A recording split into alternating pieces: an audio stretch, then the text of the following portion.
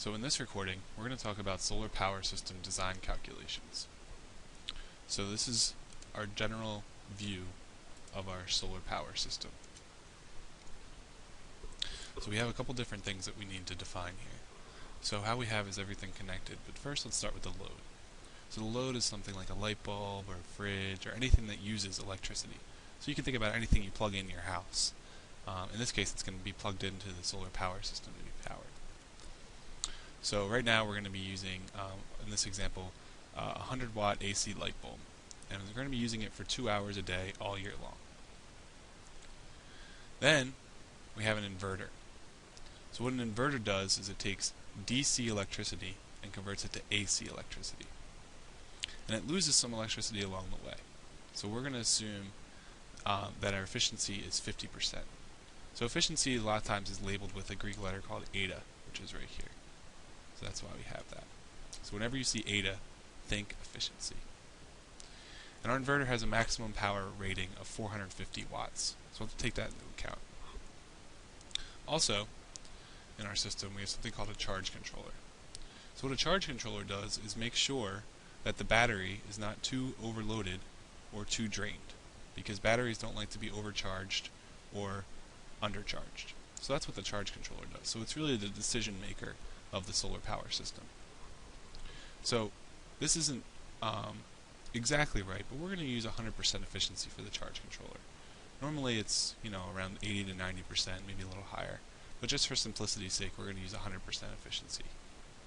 We're also going to say that the charge controller provides 10 amps maximum amperage.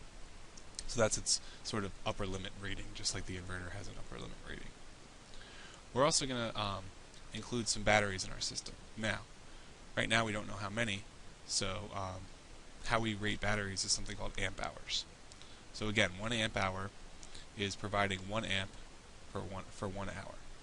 So we're going to say our battery capacity, each battery can hold 5 amp hours. So we'll have to figure out how many we need for that. Then we also have our solar photovoltaic modules, which take electricity from the sun, or take sunlight from the sun and make electricity. And we're going to say they're 20 watts each. So again, we're going to have to figure out how many of those we want. The other thing we have to note is that everything but the output of the inverter is 12 volts, and it's DC. So from the solar module to the charge controller is 12 volts, from the charge controller to the battery is 12 volts, and from the charge controller to the inverter is 12 volts. That's all DC. Then the inverter outputs 120 volts AC, just like what you use in your home. Okay, so that's the overview of the system. So how do we choose how many of these components we need? So we want to start with all the steps to solve for designing a solar power system. So we start with how many inverters we need. So that's step 1. Then we figure out how many charge controllers are needed for step 2. We calculate how much the load uses per day. So we can calculate in step 4 and 5 how many solar panels and batteries we'll need. Okay, so we're going to go through this step by step. The first step is we have to figure out the input power to the inverter when the load is on to decide how many inverters are needed. So let's start by finding out the input power of the inverter.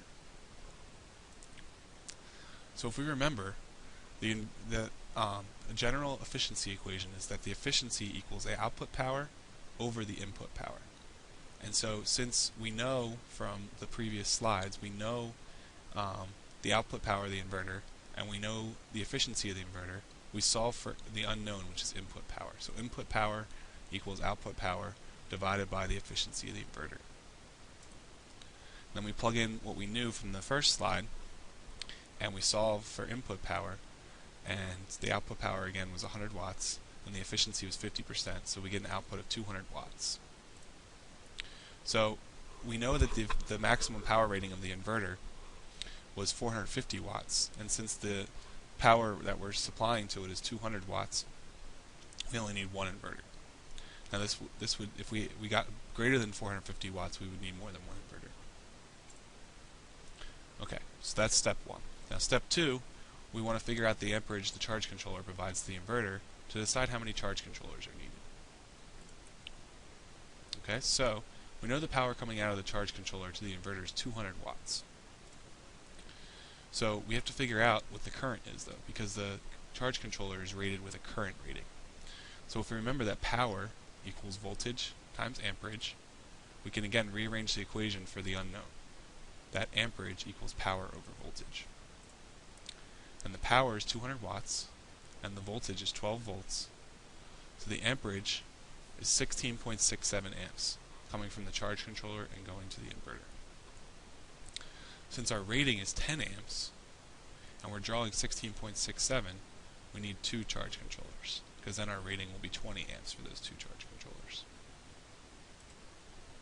Okay, so now, to start our calculations for our solar panels and batteries, we first need to calculate the energy the load consumes in kilowatt hours per day. So we know that the light bulb consumes 100 watts for 2 hours per day. That was given. And we need to convert that to kilowatt hours per day. So how we do that is we start with 100 watts. We first convert to kilowatts by knowing that 1 kilowatt is 1,000 watts. Remember, kilo means 1,000. We also know that it uses 2 hours per day. So when we do our unit analysis, we see that we get 0.2 kilowatt hours per day. So that means that the energy coming from the charge controller is, again, we use that same equation we used before, except now we know that we're going to use energies, output energy and input energy instead of powers for this. And we do the same equation because we can use efficiency with energy or power. And we find that we need 0.4 kilowatt hours per day from coming out of the charge controller. Okay, so let's review a little bit what we've done so far. We found that we need 1 inverter and 2 charge controllers. We also found that going to the load is 100 watts when it's on, and so that's the power when the load is on, and the energy needed is 0.2 kilowatt hours per day. So then we also found that when the light bulb's on, the inverter is drawing 200 watts from the charge controller, and the energy it uses coming from the charge controller is 0.4 kilowatt hours per day. So what that means is we need to supply either from the battery or from the solar module that 0.4 kilowatt hours per day. So that's what we're going to talk about next, is how we can do that. So step 4 is to calculate how many solar panels you'll need in a certain location. Okay? So sunlight varies over certain locations. So what you're going to need to do is figure out how sunny it is in your actual location.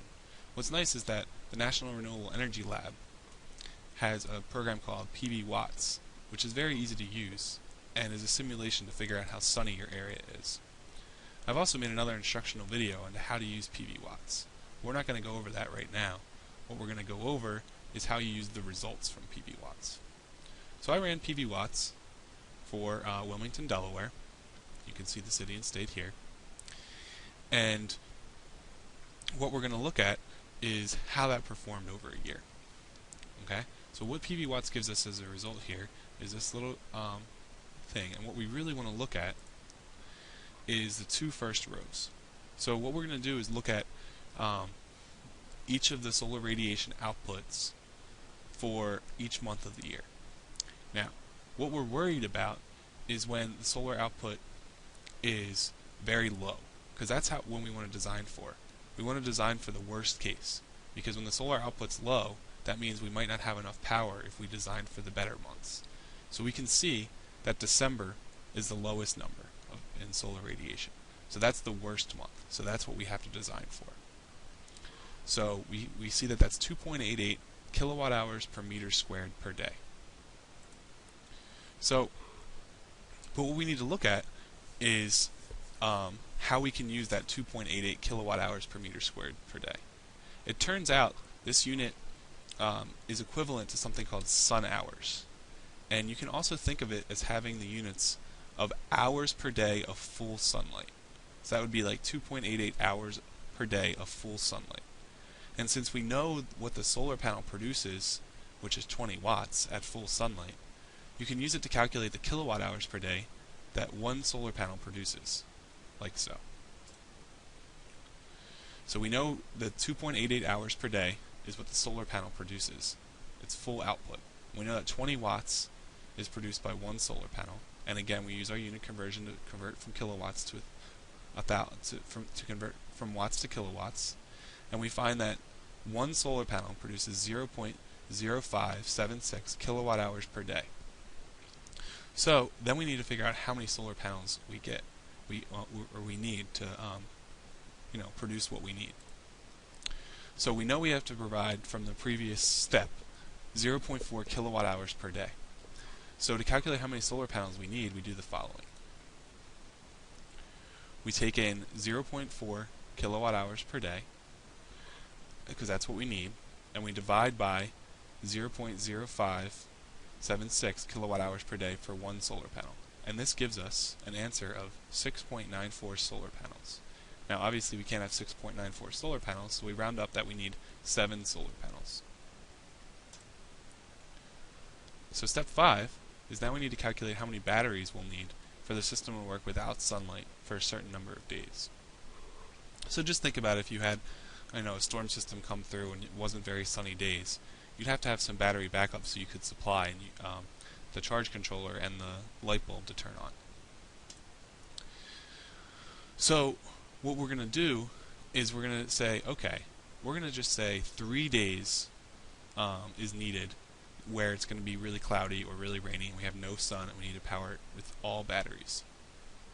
And we know, again, that the load uses 0.4 kilowatt hours per day, and over 3 days this equals 1.2 kilowatt hours. So that's what we need to size our batteries for. We need our batteries to be able to supply 1.2 kilowatt hours. But the battery size is in amp hours. So the first thing we need to do is convert 1.2 kilowatt hours into amp hours. And how we do that is, we know that when we divide watts by volts, we get amps.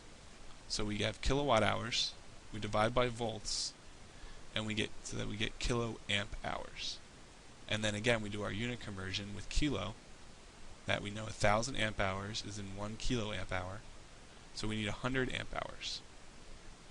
And since each battery is 5 amp hours, you need to have 20 batteries to get the 100 amp hour total. So that's how we figure out the number of batteries. Okay, so lastly, we just want to review that we're finished with our solar power calculation now. Now we started off, we know we needed one inverter, right? We needed 2 charge controllers, we needed 20 batteries, and we need 7 solar modules. The next step would be to see how expensive this system would be. And I'll leave that as an exercise for you. Thanks for watching.